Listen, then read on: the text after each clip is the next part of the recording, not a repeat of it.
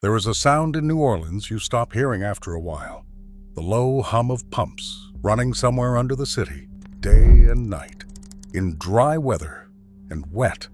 It is the sound of a place being kept alive by machines. Most people tune it out. They walk the levee at dusk and never think about which side the water is on or how far below it they are standing. But that is the thing nobody standing on that levee wants to hold in their head for very long. In much of New Orleans, the water on the far side of that wall is higher than the street behind it. The river, the lake, the Gulf, up there. The neighborhood, down here. The city sits in a bowl, and roughly half of greater New Orleans has sunk below sea level, some of it 6, 8, even 12 feet below. The only reason the bowl stays dry is that the pumps never stop bailing it out. And here is the part that turns your stomach a little once you understand it.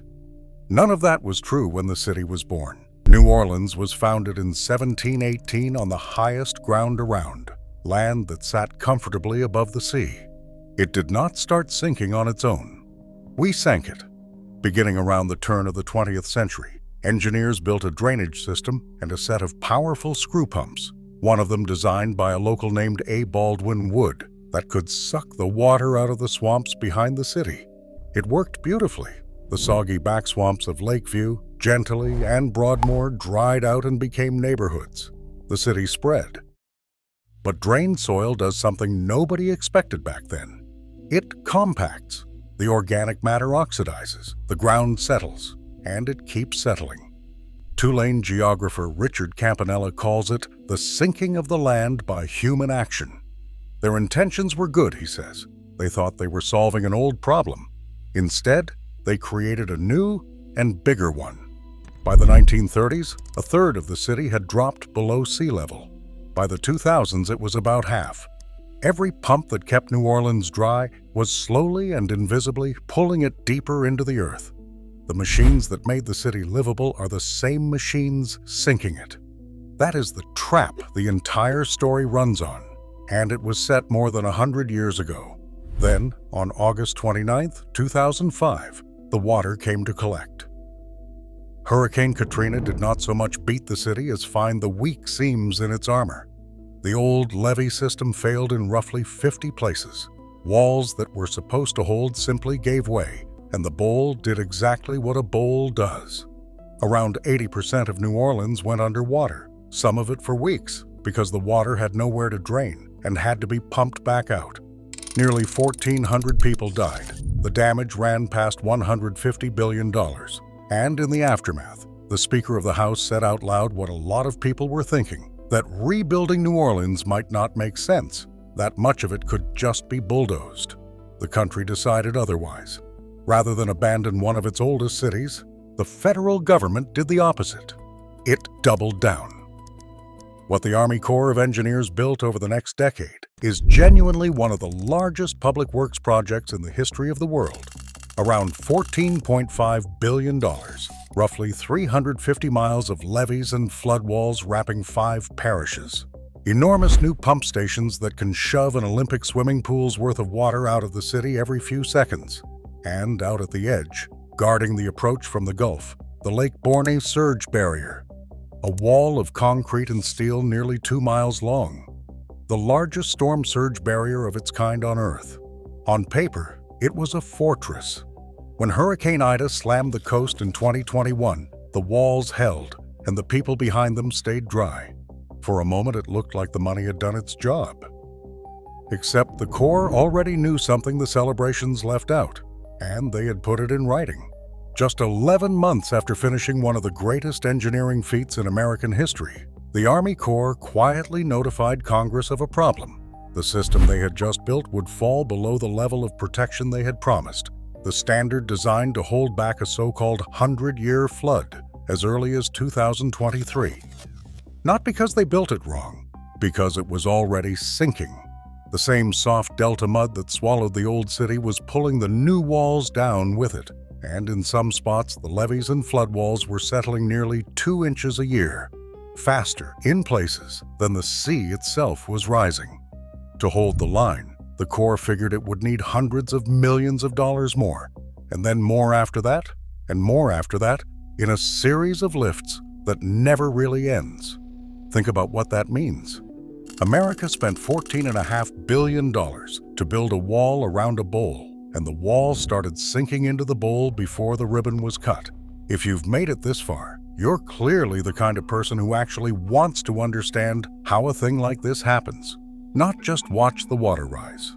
So take a second to subscribe. It genuinely helps the channel keep making these. And I want to know one thing while you're here. If you had a house inside those levees, would you stay? Drop it in the comments. Now let's get to the part that most people never hear. The reason the new walls sink is the reason the whole city sinks. And you cannot engineer your way out of it, because the engineering is part of the cause. Every heavy new flood wall presses down on ground that was never solid to begin with. The pumps that protect the city keep drying the soil that keeps compacting. And underneath all of it, the Gulf of Mexico is climbing by roughly half an inch a year as the planet warms. Stack the sinking land on top of the rising sea, and southern Louisiana ends up with a rate of relative sea level rise that is among the highest anywhere on the planet. The Corps knew the target was moving when they built for it. What they could not do was make it stop moving. And there is one more defense that was supposed to take the first hit, and it is disappearing faster than almost anyone outside Louisiana understands. The marshes. For thousands of years, the wetlands south of the city acted as a giant shock absorber, dragging the energy out of a storm surge before it ever reached a wall.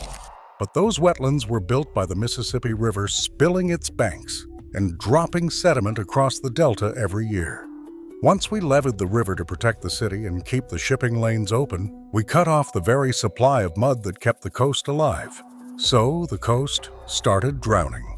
Between 1932 and 2010, Louisiana lost roughly 1,900 square miles of land, an area nearly the size of Delaware, and more slips underwater every single day. One old shipping channel, the Mississippi River Gulf Outlet, chewed through so much protective marsh that it funneled Katrina's surge straight into the city like a loaded gun. It was decommissioned after the storm, but the larger retreat never stopped.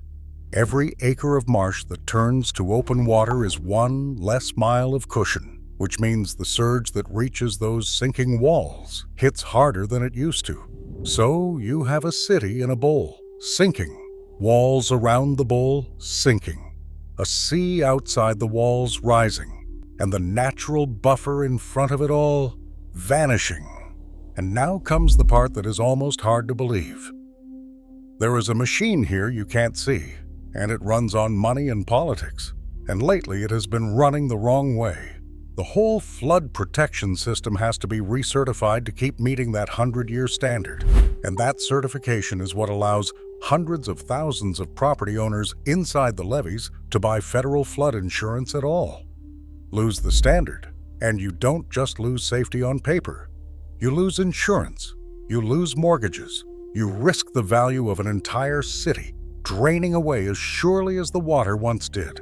Holding that line takes constant reinvestment, the lifts, the maintenance, the wetland rebuilding, and that money has started to dry up.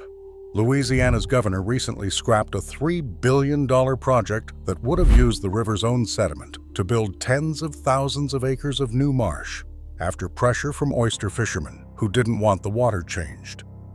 At the same time, federal resilience funding that New Orleans was counting on, including for a novel project meant to slow the sinking itself, is on the chopping block. The hard walls are still there, but the softer, smarter defenses that were supposed to work alongside them are being quietly starved right when the walls need them most. So here is what this story is really about. Not fear, and not some dramatic wall of water in a coming storm. Storms come and go, and so far the fortress has mostly held. It is about something slower and stranger than a storm. It is about the gap between what money can build and what money can't stop. America spent one of the largest sums it has ever spent on a single piece of infrastructure to save a city from sinking, and the city is still sinking, partly because of the very machines and walls we use to save it. You cannot buy your way out of a problem you created by trying to solve it. You can only keep bailing and keep lifting and keep paying forever, because the day the bailing stops is the day the bowl fills back up. The pumps are still humming right now under streets that sit lower than the water beside them. The walls are still settling by inches nobody feels. And somewhere out past the last levee, another acre of marsh is turning quietly into open gulf. The way this whole place has been slipping under, patiently, since long before anyone was standing on a wall at dusk, choosing not to think about which side the water was on.